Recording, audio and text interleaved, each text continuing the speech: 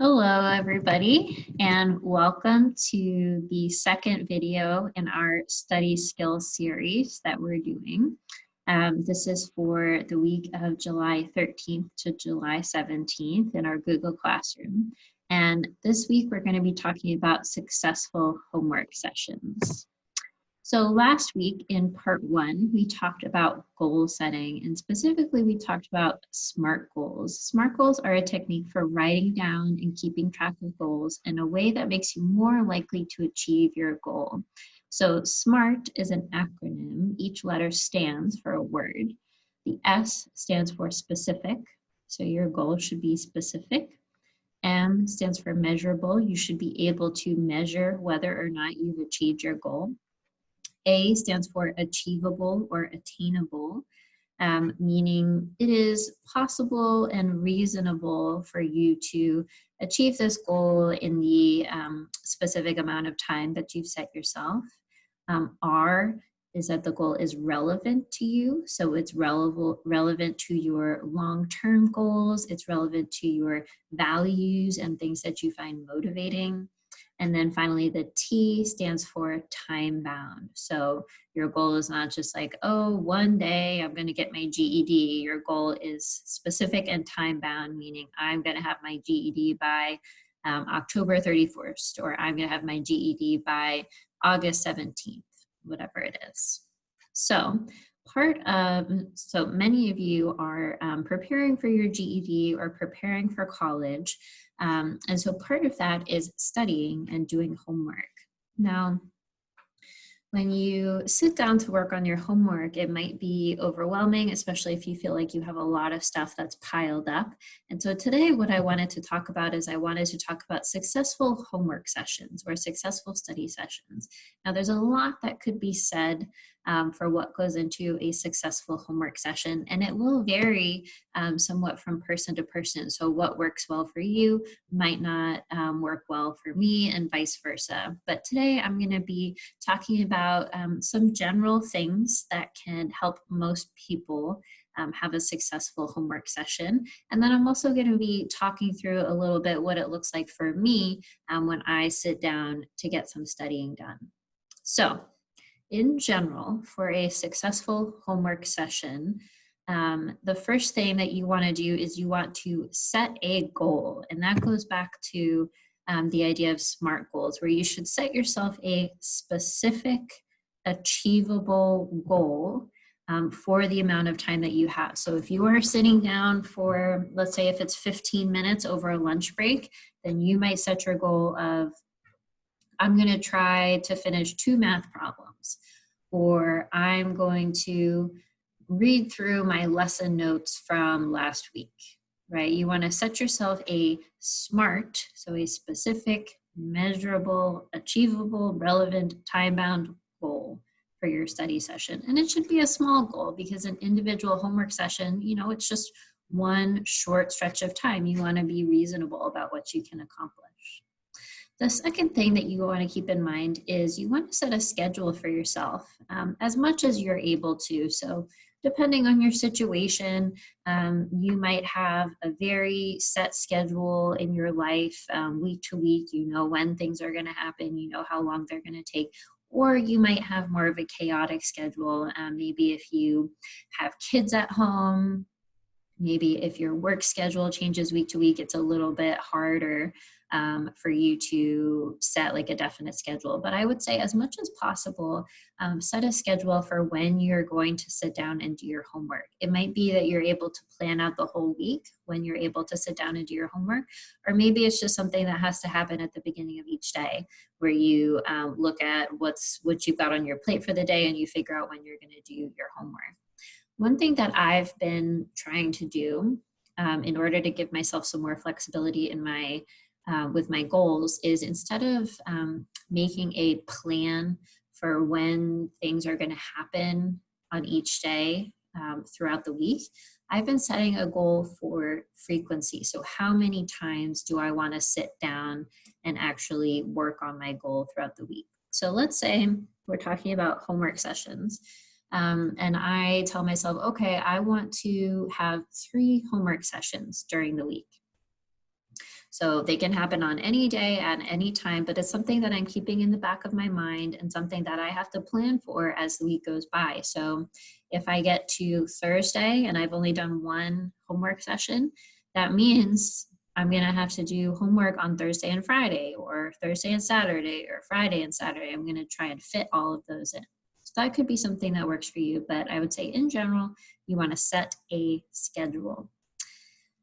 And we third bullet point here, we've already talked about this a little bit, but you want to be realistic. You know, it might be that you want to do 3 hours of math studying every day, but probably for most of you, that's not super realistic. If it is for you, that's great. You do you. But for a lot of people, that's not realistic. So, you know, don't lie to yourself about what you can get done in a week or in a day or in an afternoon. Start small and build up from there. And then finally, you want to minimize distractions as much as possible. So again, I know this is going to vary a lot from person to person. If you've got kids at home, especially young kids, it might be difficult for you to do this. But as much as possible, when you sit down to have your scheduled homework session, you want to minimize distractions. So you want to gather all of the materials that you're going to need. You want to go into a separate room, or you want to find a clear work surface, or you want to find a spot where you know that that is work time. And then you want to let people know that, you know, you're working on your homework and you shouldn't be bothered right now. Again, as much as possible. It'll vary from person to person. And, you know, if you are in a situation where it's loud and there are lots of distractions, but you still want to try some homework, then just modify your goal accordingly. You're probably not going to get as much done if you've got lots of distractions going on. Okay, so we've gone over some general things we want to keep in mind when we're sitting down to get some homework done. I wanted next to talk about a specific technique that you can use to help you be productive and get things done during your homework sessions. And this is called the Pomodoro technique. Pomodoro is actually the Italian word for tomato. And it is a technique for breaking your time up into small, manageable pieces and allowing your brain to take breaks. So most people, after about 20, 25, 30 minutes, their attention starts to wander from whatever task they're doing. Your brain craves a little bit of a break, a little bit of a distraction. And if you try to bully your brain into not wandering, into not taking breaks, you might find that you just end up feeling very frustrated with yourself, and you end up wasting a lot of time instead of working towards the goal that you set for yourself. I know this is something that I struggle with personally. You know, procrastinating, I sit down to get stuff done, but then my phone's next to me and I just, 45 minutes just disappeared on my phone, or 45 minutes just disappeared reading the news or whatever. So it's something that a lot of people struggle with. And the Pomodoro technique is a timing technique where you plan small breaks for your brain. So you know that those breaks are coming up and you're going to get to do whatever you want. So the Pomodoro technique is meant to be very simple. You don't need a lot of equipment. You just need some way to set a timer. So it could be that you have an actual little timer that you're using. It could be a timer on your oven. It could be you just use the timer on your phone. And there are also specific apps for this. So if you go on your computer and you Google Pomodoro timer, you'll find lots of free websites that allow you to use a timer that's set up specifically for the Pomodoro technique. There are also lots of free apps that you could put on your phone. So I have one on my phone called the Tomato Timer. It was free. I just downloaded it from the App Store. And when I open it up, it has some graphics and a little timer that I can adjust the settings on for my Pomodoro session. So a typical Pomodoro session, and again, this can vary from person to person. You can make it work for you. But a typical Pomodoro session has 3 or 4 cycles of 25 minutes of work and 5 minutes of break, and then followed by a longer break. So you would sit down, work without distractions for 25 minutes, and then take a 5-minute break. Do that again. So 25 minutes of work, 5-minute break, 25 minutes of work. And then when you come to the end of that third chunk of work, you can allow yourself to take a longer break. So you could take a 30-minute break this time. And you'll find that that creates a 2-hour chunk of time. So again, this is something that can be adjusted for whatever amount of time you have to work with.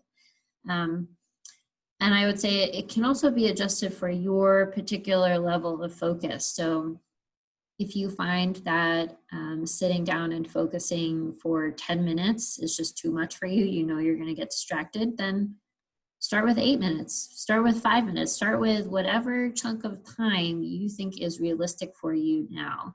I think if you just find it totally impossible to get yourself to sit down and study, then 5 minutes is a nice place to start. You can say, okay, I'm going to sit down, I'm going to do work for 5 minutes, and then when the 5 minutes is over, I know that I get to take a break. There's nothing wrong with that. You got to meet yourself where you are, start with as short of a time as you need, and then you can build up slowly, right? Your concentration muscles, for a lot of people, will get stronger the more you use them. Okay, so I'm going to talk you through an example of a homework session. So last week when we talked about SMART goals, I actually walked you through an example of me setting a SMART goal. I set the goal of reviewing this little textbook that I have about statistics. So this is about a specific topic within statistics. And it's in 3 chapters. And so I wanted to walk you through just what going through the first chapter looked like for me. So I'll tell you, I did probably it was about a 20-page chapter. I did about the first 5 pages without bothering with the Pomodoro technique. I sat down, I was feeling pretty good, feeling pretty focused. So I was like, okay, I'm just gonna take some time here and I'm going to start working through this book. And that was fine for me. That worked well. You can see what I did here. So I wrote down the title of the chapter. I wrote down the date that I started working, and I started taking notes on important terms. I made notes on the subheadings. So when it's broken up into sections, I wrote down the title of those sections. Any equations or examples that were given to me, I took notes on that. Any questions that I had as I was taking notes, I wrote those on the side and I highlighted them so that I know to go back and make sure I answer those questions for myself. I have an example here of, so I asked myself a question and then I did go and I found out the answer. So I wrote the answer to my question underneath. And then once I got about here, that was the end of my first study session. When I came back to it the next day, I was feeling very unmotivated. I did not want to work on this studying, but I had promised myself I was going to do it that day. So this is when I started using the Pomodoro timer. So I gathered my materials and I found a quiet place to study. So I had my notebook, I had my textbook, I had a pen and a highlighter for writing down questions. And then I also had my computer next to me, closed, but I had it next to me just in case I did have anything I wanted to look up for extra information. I gathered all my materials and then I set my Pomodoro timer on my phone, and I have it set up for 25 minutes of work, 5 minutes of break, repeated 3 times, and then a longer break. That's how I have it set up on my app. So my first 25-minute work block, what I did is I found the place where I'd left off in the chapter. I skimmed through the rest of the chapter just to get an idea of what was coming up next. I began reading, and I also, before I did that, I reviewed what I had already written. So I went back and I reviewed the notes that I had already took, and I just tried repeating to myself the main ideas of what I had already learned about. So I continued reading and taking notes up until the end of my 25 minutes. When the end of the 25 minutes came, I took a 5-minute break. I got up, I stretched, I said hello to my cat, drank some water, got a little snack. And then I came back to my work and I kind of repeated that whole process. So I sat down, I reviewed what I had already read by looking at my notes, and then I continued reading and taking notes. And at the end of those 25 minutes, so with the last minute or so, I reviewed what I had just worked on. And then took a 5-minute break, got up, stretched, did whatever. And then for my third 25-minute work block, I knew I was coming to the end of the chapter, so I was trying to finish the chapter in that last 25 minutes. I started out that work block by reviewing what I had already done. I continued reading and taking notes, and then I did get to the end of the chapter. And so the way that I finished up my work was I summarized to myself the main points that I had learned in the chapter by saying them out loud to myself. So if you come to the end of your reading and you're not able to state to yourself what you just read, that means you didn't really absorb the information, right? It's important that you push your brain a little bit to recall what it just learned. That act of recalling really helps you remember what you're doing. And then after my block, I decided, after I came to the end of the chapter, it was time for my 30-minute break. And since I had finished up the chapter, I decided I was done for that day. Okay, so that's an example of what a study session might look like. Again, a study session can be 5 minutes long, it can be 25 minutes long, it can be 2 hours long, whatever works for you on that particular time. You want to make sure you are setting a goal. You want to make sure you are looking ahead to what you are going to be learning throughout your session. So it could be just flipping through the worksheet that you're looking at, looking at your notes. And then when you come to the end, you want to be reviewing and restating to yourself what you just learned. That act of reviewing, restating, recalling what you just worked on is probably the most important thing you could be doing during a study session. So you come to the end of your session, how do you know you were successful? So things you should be able to do. You should be able to state the topic and main points of what you worked on. So if you were, let's say, working on a fractions packet, you should be able to say what a fraction is, what are the two main parts of a fraction, and if you were working on adding fractions, let's say, you should be able to describe the process of adding fractions. You should also be able to recall the questions that you had while working. So as you're going, if anything was confusing or you had questions about it, you should have written those down, and then you should go back through those and try and remember them at the end of your study session so that you know what questions you need to get answered. And then you should also have a plan for how you're going to get answers to those questions. So it could be that you're going to send a message to your teacher. It could be that you're going to ask a friend, or you're going to look it up on the internet. And then the final thing is you have a plan for when you'll continue your work. So you get to the end of your study session, you think about what you got finished. Let's say you finished up half the packet you were working on. You want to make a plan for when you're going to finish up the other half of that packet, as much as you are able to make a plan. Okay, and then I've got links to a couple of resources here. There's also going to be more links in the Google Classroom posts that you will find this video in. But again, if you just Google like Tomato Timer app or Pomodoro Timer app, you will find plenty of free timers that you can use, and you don't really have to use anything special. It could just be a timer that you already have. And there's also a link to an article here that just gives you a little bit more detail about the Pomodoro timer technique. All right, well, thank you all so much for watching, and I will see you on our Google Classroom. Take care.